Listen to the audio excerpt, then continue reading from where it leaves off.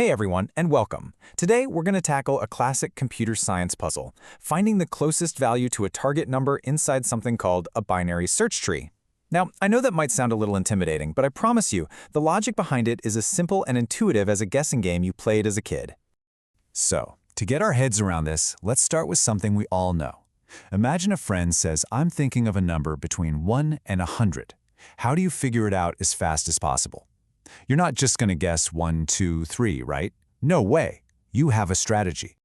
Right? It's that classic higher or lower strategy. You start right in the middle, you guess 50. Your friend says lower. And just like that, boom, you've eliminated 50 numbers in a single guess. Your next guess is now in a much smaller pond.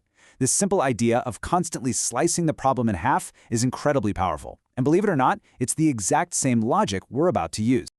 All right, so let's take that simple party game idea and bring it into the world of programming. We need a place to play this game, an arena. And for us, that arena is a data structure called a binary search tree.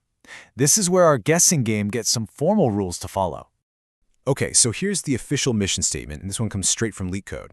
We're given this tree full of numbers and a target value. But here's the twist. We're not necessarily looking for an exact match. Our job is to find the number in that tree that is the absolute closest to our target. And that little detail is what makes this fun. So what exactly is a binary search tree, or a BST for short? Well, just think of it as a really organized family tree for numbers. Every single number or node in this tree follows one very specific, very important rule that connects it to its children. And it's this rule that makes it the perfect playground for our higher or lower game. And this is everything. It's the one golden rule you need to know, the secret sauce to the whole thing. For any number you're looking at in the tree, every single value to its left is guaranteed to be smaller, and every single value to its right is guaranteed to be larger. That's it. This simple rule is how the tree itself tells us whether our next move should be higher or lower. All right, game plan time. First up, we're going to look at a powerful programming technique called recursion.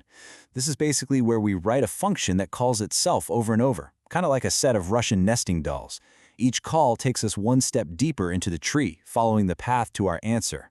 So at every single stop, every node in the tree, it all boils down to one simple question based on that golden rule. Is our target number smaller than the number at our current spot? If it is, we know we have to go left. If it's not, we go right.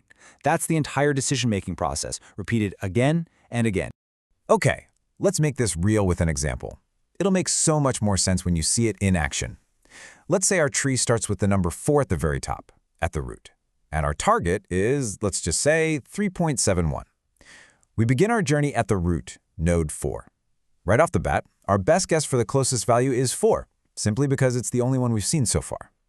The distance to our target is about 0.29. Okay, first decision. Our target, 3.71, is less than our current spot, 4. The rule is clear. Go left. So we travel down to the node with the value 2. Now we have to ask, is 2 any closer to our target than 4 was? Well, the difference between 2 and 3.71 is 1.71, which is way bigger than 0.29. So nope, 4 is still our champion. All right, now we're at node 2. Our target, 3.71, is bigger than 2. So the rule says, go right. We land at node 3. Time for another check-in. Is 3 closer to 3.71 than our current best answer of 4?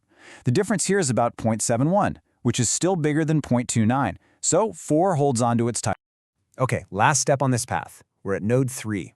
Our target's still bigger, so we try to go right again, but whoops, there's nothing there. It's a dead end, a null pointer. Our search down this specific branch is officially over. And after all that, the closest value we managed to find was 4, right where we started. So that was the recursive way. Kinda elegant, right? The function just calls itself, diving deeper and deeper. But it's not the only way to play the game. Let's look at the other playbook, the iterative solution. We're going to do the exact same thing, but this time we'll use a simple loop. And what's so cool about this is that the logic, the actual decision-making, is exactly the same. We're still asking, is the target bigger or smaller, and then moving left or right. The only real difference is that instead of the function calling itself, we're in charge. We manually step from node to node inside a while loop until we run out of places to go.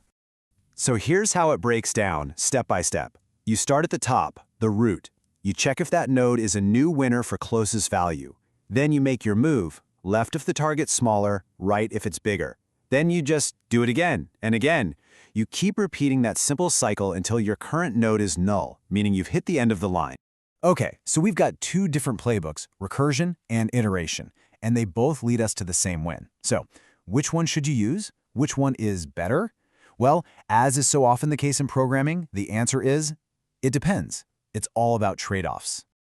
And this really gets to the heart of a classic programming trade-off.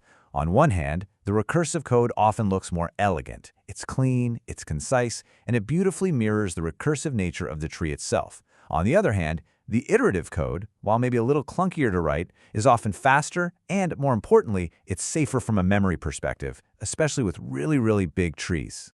Okay, let's talk performance. This chart looks a little technical, but the idea is actually pretty simple. Time complexity just asks, how does the runtime grow as the tree gets bigger? Now, for a nice, bushy, balanced tree, the time is amazing. We call it O log n, which is super fast.